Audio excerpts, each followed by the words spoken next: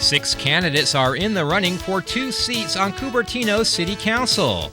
As part of the City Channel's ongoing coverage of this race toward Election Tuesday, you are about to see an up-close and personal introduction to one of those 6 candidates.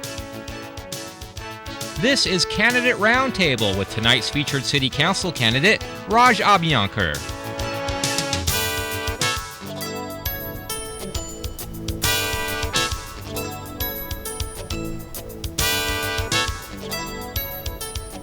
Welcome to Candidate Roundtable.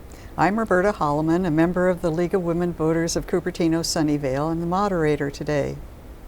With me are our media panelists, Crystal Liu from the Silicon Valley Community Newspaper and Mei Wei Huang, South Bay Bureau Chief of the World Journal, a Chinese language newspaper. Our candidate today is Raj Abhyanker, who gave me this background information. He has a BS degree in electrical engineering from Arizona State University, an MBA from Arizona State University, and a JD Doctorate of Law from Arizona State University. He is now employed as the Chief Executive Officer and founder of FatDoor.com. He's also a partner in Raj Abhyanker LLP. He has been the director of a supply chain at Juniper Networks and an engineer at Hewlett-Packard Company. His professional affiliations are the Cupertino Kiwanis, Cupertino Chamber of Commerce, Cupertino Block Leader Neighborhood Watch, Cupertino Silvar member. And he's been given the following awards: the Community Service Award, the Pepsi-Cola Scholar Award, charter member TIE Silicon Valley, and a member of the California State Bar and United States Patent Bar. His family includes Sonal, his wife, and 2 children, age 3 and age 1. Mr. Abhyanker, what do you see as one of the chief issues facing Cupertino for the next few years? So the chief issues, I believe, and the residents believe, are the Hanson Cement Factory expansion, the urbanization of our city, and the influx of signs in different languages and businesses that aren't catering to the entire city. I know this because I did a survey of 15,000 Cupertino residents recently, and over 300 of them sent me back, either online or in written form, survey results. And these issues kept repeatedly coming up. I'll be publishing those survey results on my blog, Cupertino2007.com, on October 10th. Raj, you ran 2 years ago, and welcome back. No, thank you. It's nice to see you back, and you're still the youngest among 6 candidates, with more confidence, I assume. And to start with, do you like to share what you learned from your campaign 2005? Yeah, so the biggest thing I learned is to listen to people all over our city, not just the people that I live around. We are in a city where the City Council represents people across our city. I've learned to listen to people with differing views and reach out to people across our city and understand the issues before forming an opinion of my own. And really the opinion that I will form of my own is the one that I believe is in the best interest of the entire city of Cupertino. And so I have taken that opportunity from last time, and people were critical of me last time, I realize it, and I've taken that and grown from it, and I believe now that I am a better leader because of it. In your run for the City Council in 2005, you were critical of the police services provided by the Santa Clara County Sheriff's Office, and you advocated for Cupertino to create its own police department. Are you still in favor of creating a Cupertino Police Department? No, I'm not. So that's one of the things I've learned about in more depth. I went on a ride along with the sheriff. I'm very happy last time I brought to bear an issue that was actually affecting our city and our residents, which was the number of burglaries affecting our city. The Santa Clara County Sheriff has done an excellent job of actually supporting our city. They've caught the dinnertime burglar last year who lived right in our own community and was responsible for over 200 crimes and thefts across our city. So I am proud to have brought that issue to bear. I'm very proud of our Santa Clara County Sheriff and how they've been professional in responding to the issues of our city. Raj, do you think our city is providing quality services to our senior citizens? And do you think it's a city that people will be happy to get old in? I ask because on your statement I saw you suggest that we take care of seniors, and you said that we should. You cited an example, said that we should keep taxes low. Mm-hmm. I'm just wondering, how do you think we can do that from the city level? Okay. Yeah, I'm very fortunate to have a lot of supporters that are seniors in our city, both last time and this time. I'm a member of the Kiwanis. I'm the youngest member by 35 years. We volunteer across our city on different things. The senior community in Cupertino has a number of concerns. They don't make that much money. As in fact, I don't think anybody in our city can adequately make enough money to pay a mortgage anymore, except those that have just made it big in high tech. And so the seniors that live here are concerned about the escalating costs in order to just stay in our city. Healthcare services, if you look at the urgent care center in our city, a neighbor pointed out to me that when that moved away from Stevens Creek and Dianza to Bubb Road, many seniors felt, there's the Chateau Cupertino very close by. There's a lot of seniors in that area of Cupertino. The city of Cupertino didn't even mention it in any city council meeting. Was what I've heard, and it's unfortunate these urgent care services, health services nearby where residents are, when they move, now realizing they're private businesses in some cases, are critical to senior care. So I believe that the city has an opportunity to encourage the kinds of businesses to come here that the seniors need. Businesses that cater toward all of our residents rather than just a specific type of group. Creating a walkable area of our city is also critical. The footpaths, the trees that grow on our streets. And these services exist today and don't require us to raise taxes. They require us to work more closely and listen to our seniors and make sure that they can have a good place to live for their retirement years. The other part of my question was that you suggest that we lower the taxes for the seniors. How can we do that from our city level? I never suggested that we lower the taxes. I just don't believe we should increase the taxes in our city. We should not increase burdens on our seniors more than they already have. And that's, I'm very much for creating services for our entire city. But at the same time, we shouldn't alienate those people that have lived here a long, long time and can't no longer afford to live in our city because of these escalating tax bases. Thank you. In your campaign statement, you say that you will foster a resident culture of entrepreneurship. Specifically, what steps would you take to make that happen? Yeah, I would love to see an entrepreneurship center in Cupertino. I'm the CEO of a venture-backed company that's raised over $6.5 million in funding, and I created my company in Palo Alto. The reality is our city has a lot of talented people that want to start businesses here.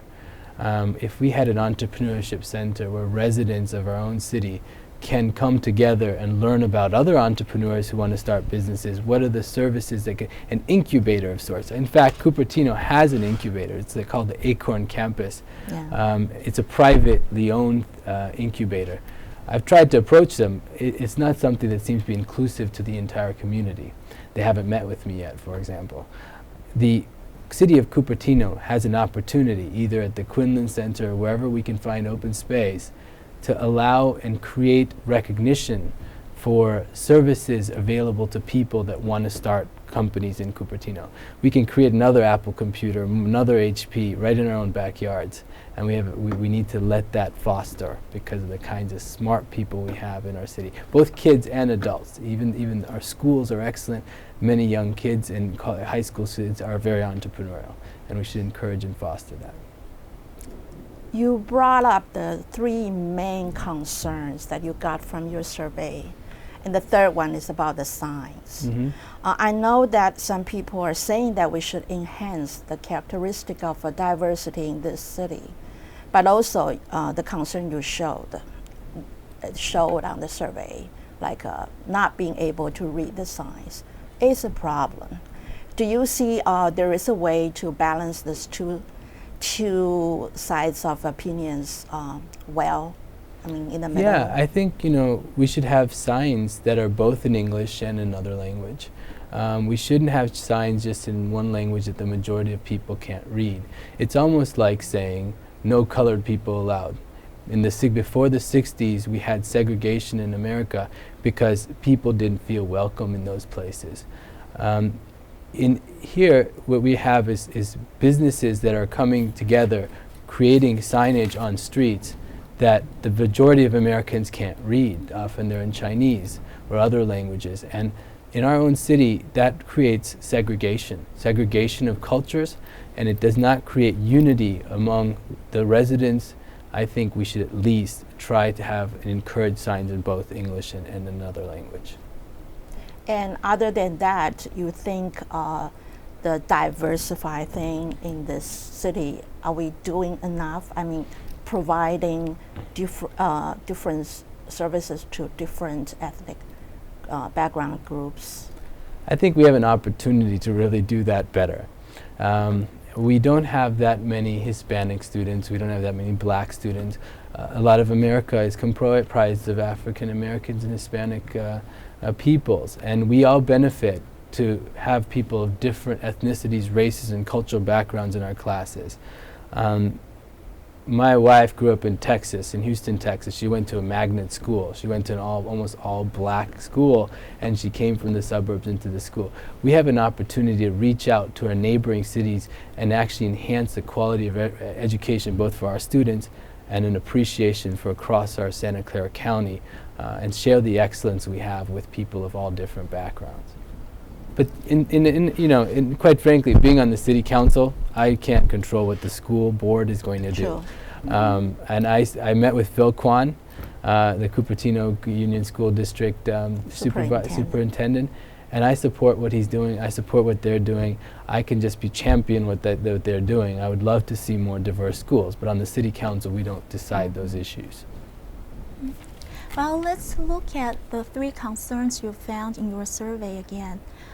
The first concern is about Hanson cement factory expansion. So what would you like to do about that? A lot of residents are very frustrated. I mean, in my surveys, I see that frustration. I could just stack up the number of respondents that have told me they'd just love to see the place closed down. That's not going to happen.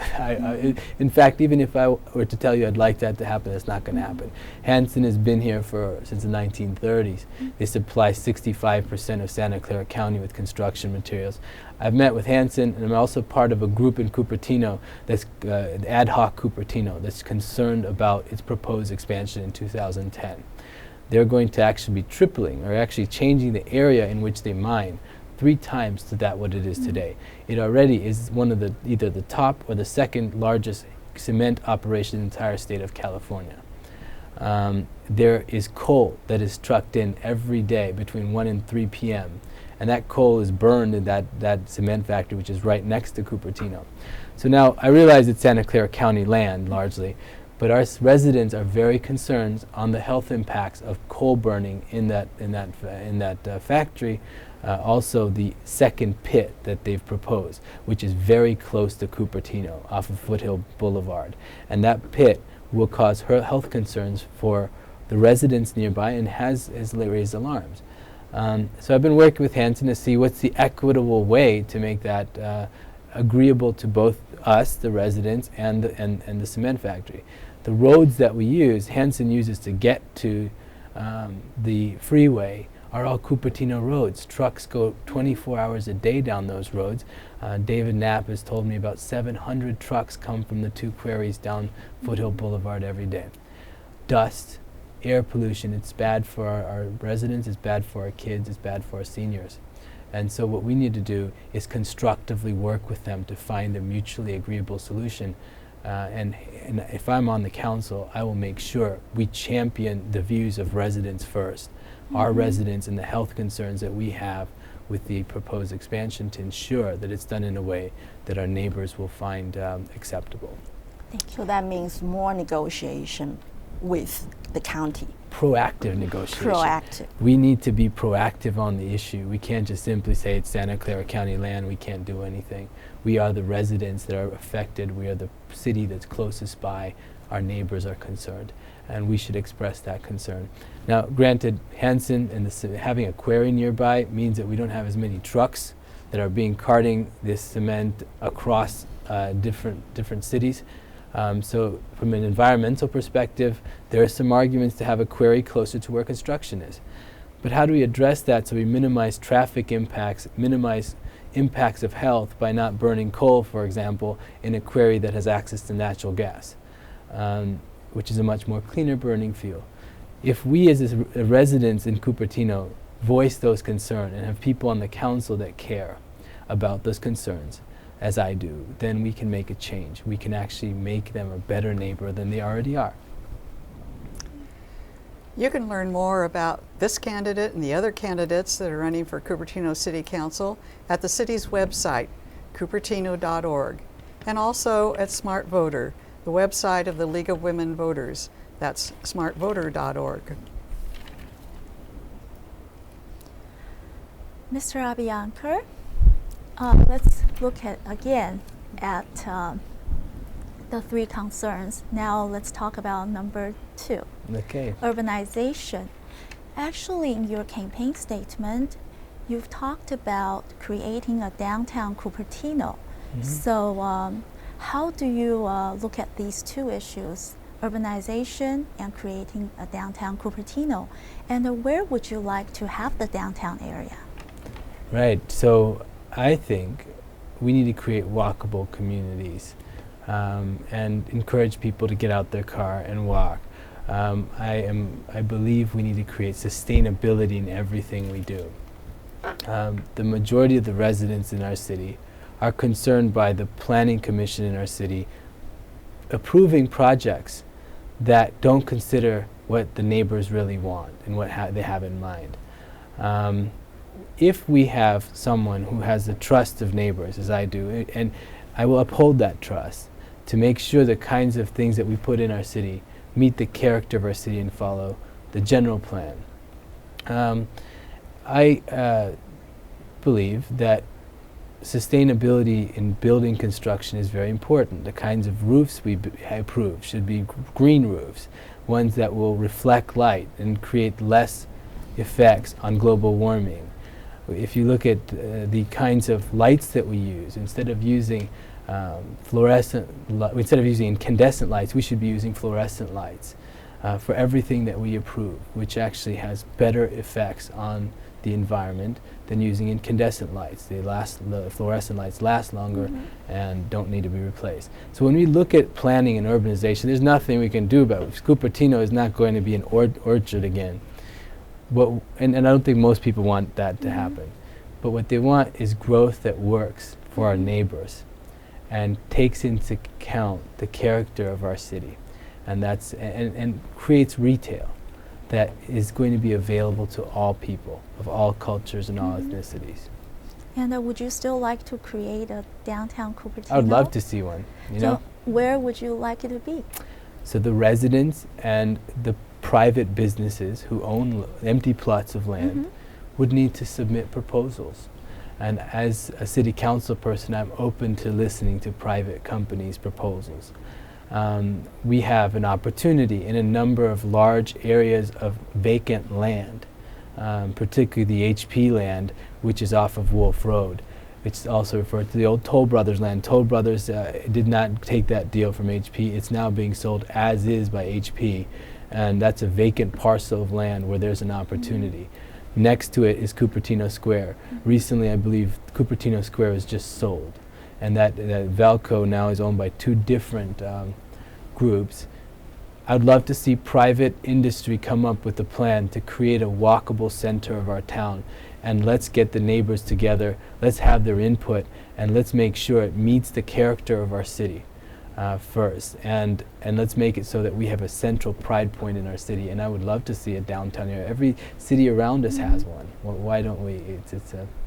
But it's a tough problem. You know, it's a very tough problem because people have proposed it for 30 years. There's a Heart of the City plan in Cupertino, and that plan was, is not in line with what neighbors wanted. So all we can do is really look at the remaining parcels of empty land and really look at making sure we can, without having to change zoning and follow the general plan, create things that people can be proud of. Are you happy with what the Valco shopping center turned to? Now we call it Cupertino Square. Are you happy? No, I don't think most people are. And if in my last campaign I thought it would be best to just raise it and build something else. But we as a city, government can't decide that on behalf of private owners of land. So what I believe is immaterial. It's what we can do to encourage the owners of those land, owner of the land that Valco is on, to create places that will work for them economically, and also work for the residents.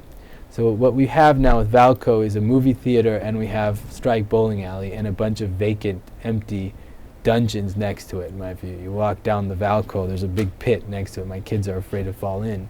So when you go there, I think it would be best to actually figure out what we do to recreate that entire area. Whenever we build things in our city, we shouldn't just say, we're going to get a movie theater, we're getting Strike Bowling, we're getting Elephant Bar. Look at the whole parcel of land. Look at the shopping strip that's behind it. Those businesses suffer. They leave. Long's drugstore just left. That's a big problem for seniors. Many seniors depended on that Long's drugstore on Stevens Creek for their drugs. And they suffer because now you've got these anchor tenants in the front and businesses in the back completely ignored. So when you look at a planning proposal, we should look at the plot of land in its entirety. I'd like to change gear by asking you this. We heard so many people talking about together we can make this city better. Together we can do this and that. What do you think is the practical way to really create or nurture a togetherness in this city? Because like you said, many people are concerned that this is turning into more and more urbanized and far away from the ambience, the closeness of a rural place to have your family in.